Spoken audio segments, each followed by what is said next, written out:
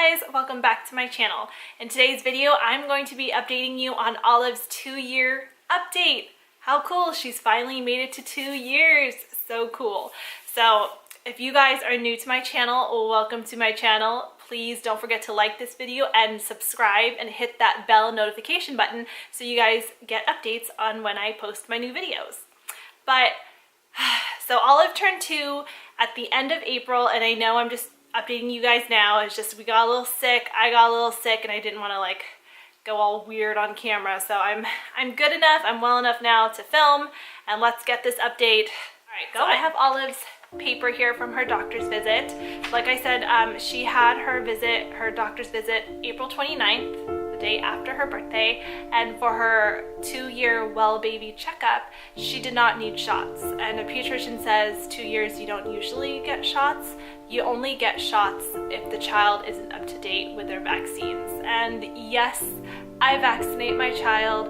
No judging here. You do you, I'll do me. I vaccinate my kid. I don't need your opinions on that because I won't listen.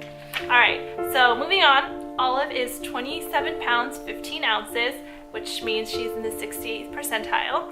And for height, she's 35 inches, guys. 35. She's almost 3 feet tall. She's 1 inch off 3 feet, but she's in the 91 percentile. She's freaking tall, guys. That's tall. But other than that, she's normal physically, and yeah, everything seems great with Olive on that end. They did prick her finger to check her blood and iron levels, and she was 100% fine.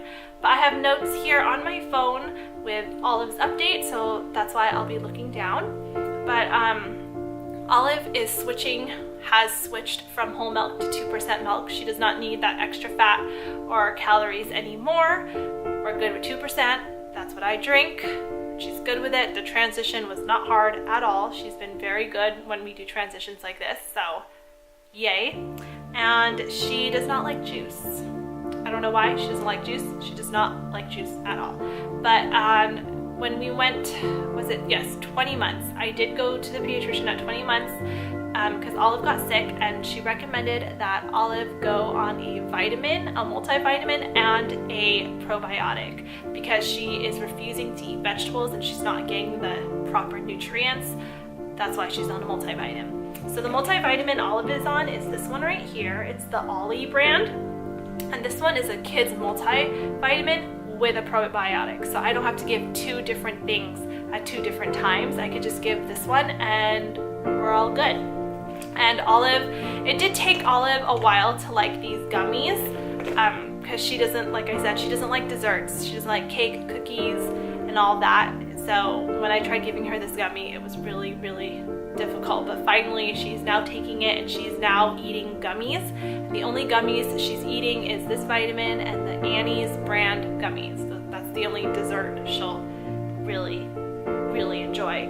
But she's on vitamins, and she can now go see a pediatric dentist for her teeth, and she can start using toothpaste, well, children's toothpaste, so that's fun. And Olive has curly hair in the back. It's getting pretty long. She got the curly hair from Daniel's side of the family. My side, we got straight Asian hair. My hair is nice and wavy now, but that's because I styled it that way. But yeah, so Olive's personality is changing. She's a lot more goofy. She's funny. She laughs. She'll find something funny on TV and she'll just go, ha ha. And I'm like, okay. She's loud, she's very opinionated, and she knows what she wants, just like her mama. So moving on from there, Olive's in a lot of therapy, guys. If you follow me on Instagram, then you guys know that. So let's dive right into her therapy. All right, so let's start with her early intervention therapist. She sees her once a week. She comes here to our house, and with that, she does everything with Olive. She does the fine motor, the cognitive, the speech, the gross motor. She does all that. She also does social events. So if we go to a mommy and me class, or we go to a, social event at the park, her therapist will come with us and help Olive through that during those situations. So her Her therapist is great. The thing I want to talk about is her speech. Now, Olive was in regular speech therapy and in Hanen therapy. Those are two different things, but they do coincide together. With the Hanen, it takes two to talk. It's a class just for the parents. So Tuesday nights I would go, Daniel would watch Olive, I would go to class, and whatever I learned in class I had to bring back and incorporate in our daily lives at home. And that therapist will come to our home and do home visits and make sure that I am incorporating what we learned into Olive's life. And that was really hard because she was actually filming us, and which I was totally fine with. I signed the paper and she was okay to film it. And you know, I don't know if Hanen really helped us. I just feel like with children who may have special needs, this may not help too much. I think this is more for like children just to help talk, like help have conversations is what I mean. So Olive does not talk, so it was just, I didn't know if that really helped us or if that was a waste of time. I don't know. It was great. I met new parents. I learned a lot. Stuff I already knew, so sometimes it felt a little repetitive, but that was Hanen. It was good. It was from December to the beginning of April, and I'm still great friends with all the moms in that classroom. Great group of people. And then her regular speech. Now, she does take speech twice with her therapist, twice a week, and this one's really hard to say. Olive is 24 months, but she is at a 10-month level. Yes, my daughter is at a 10-month level with her speech. She is not talking, she is babbling, and she is also diagnosed with apraxia. Now, apraxia means they cognitively know and understand the word, but they cannot motor the word out. Meaning, Olive goes like this a lot. She goes like she's trying to talk, but nothing's coming out. And I actually noticed it a lot when we went to the park. And so her therapist was with us and she saw it too and was like, so they had to reevaluate her, do some tests, and that's when they said, okay, this is apraxia. She clearly understands what she wants, but she cannot say it. And that is really hard as a mom. Trying to get your kid to talk or trying to communicate with your kid is really hard. And it's so sad. It makes me super sad. So we're struggling with that. We do have bad and good days, and that's about it. Okay, so Olive is in occupational therapy once a week with food therapy. Now, with food therapy, it just helps Olive because she prefers the crunchy over wet and sticky stuff.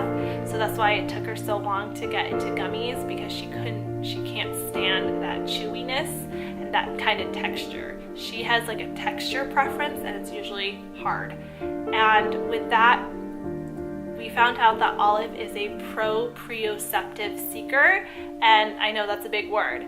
That means Olive likes pressure. She is a pressure seeker. And this may scare you guys, but Olive, when she was 3 months old, when I was breastfeeding her, she'd get her little fingers and actually press her finger with onto my wedding ring, which is why I don't wear it a lot. But she would put her finger and press down so hard that her finger would start bleeding. And she used to get her fork when she was 6 to 9 months. She'd get her fork and literally stab her mouth and stab her hand, and she would do it violently too, guys. Literally like this. She'll go like that. That's exactly what she would do. There were days where she would run behind this couch cushion right here and smash her head against the wall. There are days where she'd actually run and throw herself against the wall. I know that's really violent to hear, guys, but that's exactly what Olive would do, and it was scary as hell.